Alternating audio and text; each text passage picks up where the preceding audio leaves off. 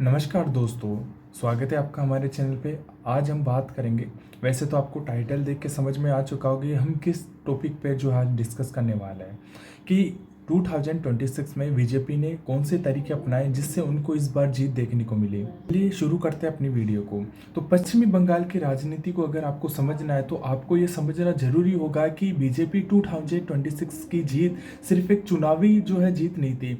यह लगभग 15 इयर्स के सत्ता विरोध, संगठन निर्माण, हिंदुत्व, वेलफेयर और एंटी करप्शन नेरेटिव और ममता बनर्जी की राजनीति का एक मिशन था। पहले सवाल का जवाब यह है कि इतने साल तक बीजेपी बंगाल में सीट क्यों नहीं ला पा रही थी। पश्चिम बंगाल लंबे समय तक दो बड़े राजनीतिक चरणों से गुजरा है। पहला है 1977 से 2011 लेफ्ट फ्रंट का दौर और 2011 से 2026 तक ममता बनर्जी और टीएमसी का दौर। बीजेपी को बंगाल में शुरुआती दौर में कई चरणों से जगह नहीं मिली। अब पहला समझते हैं बंगाल की राजनीति और संस्कृति अलग थी। बंगाल में राजनीति हमेशा सेक्युलर, वामपंथी सोच और बंगाली अस्मिता और लोकल नेतृत्व पर आधारित रही। बीजेपी का हिंदी बेल्ट मॉडल बंगाल में लंबे समय तक काम नहीं कर पाया। अब बात करें सेकंड पॉइंट की, बीजेपी के पास मजबूत लोकल चेहरे नहीं थे। टीएमसी के पास ममता बनर्जी थी जो कि एक सीएम रह चुकी है। लोकल कैडर नहीं थे बीजेपी के पास में, पंचायत नेटवर्क नहीं था और बूथ स्तर पर उनका कंट्रोल नहीं था। अब बात करें थर्ड, जो कि एक मोस्ट इंपोर्टेंट हमारा टॉपिक है, मुस्लिम वोट बैंक का बड़ा प्रभाव। बंगाल में मुस्लिम आबादी लगभग 27 के आसपास है। यह वोट लंबे समय तक लेफ्ट और फिर उसके बाद में टीएमसी के साथ कंसोलिडेट रहा। बीजेपी के लिए एक बड़ा चुनावी गणितीय नुकसान था। अब बात करें फोर्थ पॉइंट की, ममता की गरीबों की नेता वाली इमेज। 2011 में सिंगर नंदीग्राम आंदोलन के बाद ममता गरीबों की लड़ने वाली नेता बन गई थी। उनकी योजनाएं कन्याश्री, लक्ष्मी बंदर, स्वभुज साथी और बहुत लोकप्रिय रही। अब पांचवा की फैक्टर, बंगाल में हिंदुत्व राजनीति देर से एंट्री हुई। उत्तर प्रदेश या गुजरात की तरह धार्मिक ध्रुवीकरण बंगाल में उतना तेज नहीं था। बीजेपी को जमीन बनाने में समय लगा। अब सबसे बड़ा सवाल आता है कि 2026 में बीजेपी ने ऐसा कौन सा तरीका अपनाया जिससे उन्हें भारी मोहब्बत के साथ में उन्होंने जीत दर्ज की। 2026 की जीत एक सिंगल फैक्टर विक्ट्री नहीं थी, यह कई लेयर्स का परिणाम था। 15 साल बाद लोगों को लगा सरकार एरिगेंट हो गई है, लोकल नेताओं में भ्रष्टाचार बढ़ गया है और पार्टी कैडर बहुत शक्तिशाली हो गए हैं। लोग परिवर्तन चाहते थे, ठीक वैसे ही जैसे 2011 में जनता लेफ्ट से परेशान थी। अब बात करें इसके अंदर सेकंड पॉइंट का, भ्रष्टाचार के आरोपी ने टीएमसी की छवि तोड़ी। 2023 से 2025 के बीच कई मुद्दे बहुत बड़े बन गए। शिक्षा भर्ती घोटाला हो गया, एसएससी स्कैम हो गया, कोल स्कैम हो गया, कट मनी आरोप, पंचायत भ्रष्टाचार। बीजेपी ने हर रैली में यही नेरेटिव चलाया, टीएमसी मतलब भ्रष्टाचार। यह narrative middle class plus youth पर बहुत असरदार रहा। बात करते हैं थर्ड पॉइंट की, बेरोजगारी और जॉब इशू।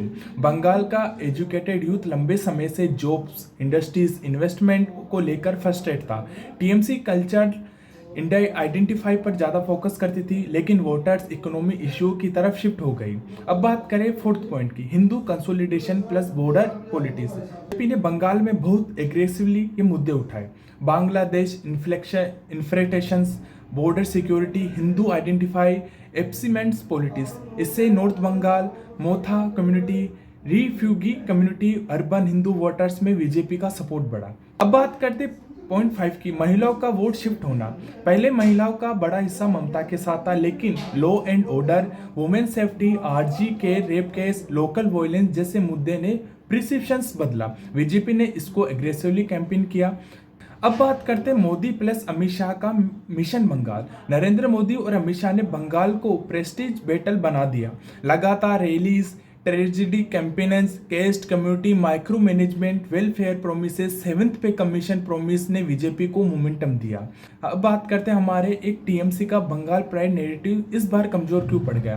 बीजेपी आउटसाइडर था, यह नेरेटिव काम करता है, लेकिन इस बार वोटर ने पूछा जॉब्स कहाँ है, करप्शन क्यों है, वॉयलेंस क्यों है, इकोनॉमी फ्रस्ट्रेक्शन, आइडेंटिटी और पॉलिटिक्स पर भारी पड़ गई। बात करते हैं सबसे मोस्ट इंपोर्टेंट कि अब जो है ममता बनर्जी इस्तीफा देने से क्यों मना कर रही है। ममता बनर्जी ने चुनाव परिणाम को कंस्पिरेंसी बताया। उन्होंने कहा इसी बेस था, बीजेपी ने इलेक्शन मैनिपुलेशन किया, ये जनता का असली मैंडेट नहीं है। इसके पीछे 4 बड़े कारण हैं। पॉलिटिकल सर्वाइवल, ममता तुरंत रिजाइन करती है तो नेरेटिव बन जाती है, ममता का जो है डर था वो खत्म हो जाएगा। वो अपने कैडर को मैसेज देना चाहती है कि फाइट अभी खत्म नहीं हुई है। अब बात करें सेकंड पॉइंट, कोर वोटर को मोबिलाइज करना। उनका एम है मुस्लिम वोट, hardcore TMC cadre, Bengal identified supporters को इमोशनल कंटेक्ट बनाना।